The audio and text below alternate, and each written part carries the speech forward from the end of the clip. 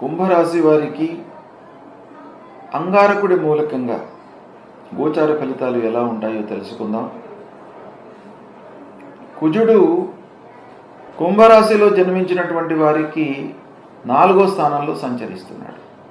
అంటే అర్ధాష్టమ స్థానంలో సంచరిస్తున్నాడు. అర్ధాష్టమ స్థానంలో సంచారము చాలా ప్రతికూలంగా ఉంటుంది కనుక ఈ 4వ స్థానంలో సంచరించడం మూలకంగా మనకు సౌఖ్యం అనేటువంటిది కొరబడుతుంది. అంటే సంతృప్తి అనేది ఉండదు.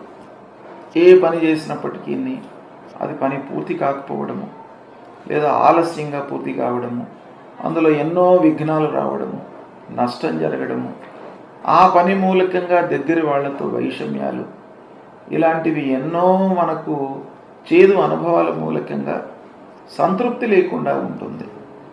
అయితే ముఖ్యంగా భాగ్యహానిర్భయం క్రూరం బంధువైరం ధనక్షయం రోగపీడాది సంతాప చతుర్థ స్థానగే కుజే అని. అంటే 4వ స్థానంలో సంచరిస్తున్న సమయం లోపల మనకు భారీ నష్టాలు జరిగేటువంటి అవకాశాలు ఉంటాయి. అంటే రావాల్సినటువంటి డబ్బు రాకపోవడము, పనులు నెరవేరకపోవడము, ఆల్రెడీ మనం పెట్టినటువంటి పెట్టుబడులలో నష్టం జరగడము, తద్వారా మానసిక ప్రశాంతత లేకపోవడము, ఇవన్నిటికంటే ముఖ్యమైనటువంటిది భయము, ఆందోళన అనేటువంటిది ఎక్కువగా ఉండే అవకాశాలు ఉన్నాయి. తర్వాత స్నేహితులు, బంధువులు, ఆత్మీయులు వీళ్ళందరితో కూడాను వైషమ్యాలు, విరోధం ఏర్పడము, గ్యాప్ ఏర్పడము, అనవసరమైన చర్చల మూలకంగా కొంతమందిని దూరం చేసుకోవడము, వీటన్నిటి మూలకంగా శారీరక ఇబ్బంది, మానసిక ప్రశాంతత లేకపోవడము, అనవసరమైనటువంటి విషయాలను పదే పదే ఆలోచించడము, తద్వారా మనకు ఒక స్తబ్దత ఏర్పడిపోతుంది. అలాంటి స్థితిని ఇస్తాడు. తర్వాత వృధాశ్రమ, ఎంత శ్రమించినప్పటికీ మనకు ఫలితం అనేటువంటిది ఉండకుండా ఉంటుంది.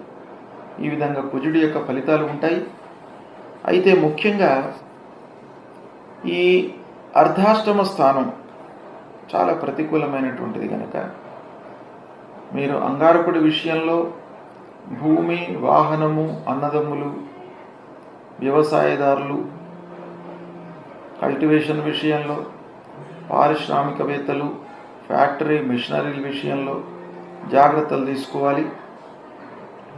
అయినంత వరకు ఆలోచించి నిర్ణయాలు తీసుకున్నట్టయితే మనకు కొంతవరకు రెక్టిఫై అయ్యే అవకాశాలు ఉన్నాయి. అయితే మీరు ఏం చేయాలి పరిహారము అని అంటే, అంగారకుడు అర్ధాష్టమ స్థానంలో ఉన్నాడు గనక మొట్టమొదలు అంగారకుడికి సంబంధించినటువంటి మూల మంత్రాన్ని ప్రతినిత్యం కూడాను జపించుకోండి. ధరణీ గర్భసంభూతం విద్యుత్ కాంచన సన్నిధం కుమారం శక్తిహస్తంచ మంగళం ప్రణమామ్యహం అనేటువంటి ఈ మూల మంత్రాన్ని ప్రతినిత్యం కూడాను జపించండి. తర్వాత సుబ్రహ్మణ్య స్వామి దేవాలయానికి వెళ్ళండి, ఆ స్వామివారిని ఆరాధించండి. నిత్యం కూడాను స్తోత్ర పారాయణం చేయండి. సుబ్రహ్మణ్య స్వామికి సంబంధించినటువంటి స్తోత్రాలు, భుజంగ స్తోత్రం, అది ప్రతినిత్యం మీరు పారాయణం చేయండి. తప్పకుండా మీకు కలిసి వస్తుంది. అర్ధాష్టమ స్థానంలో సంచారం ఎంత ప్రతికూలమైనప్పటికీ భగవంతుణ్ణి ఆరాధించడం మూలకంగా ఈ గ్రహస్థితితో ఏదైతే మనకు ప్రతికూలత ఉద్భవిస్తుందో అది కొంతవరకు తగ్గే అవకాశాలు ఉంటాయి. భగవంతుణ్ణి ఆరాధించండి, శుభ ఫలితాలను పొందండి. శుభం.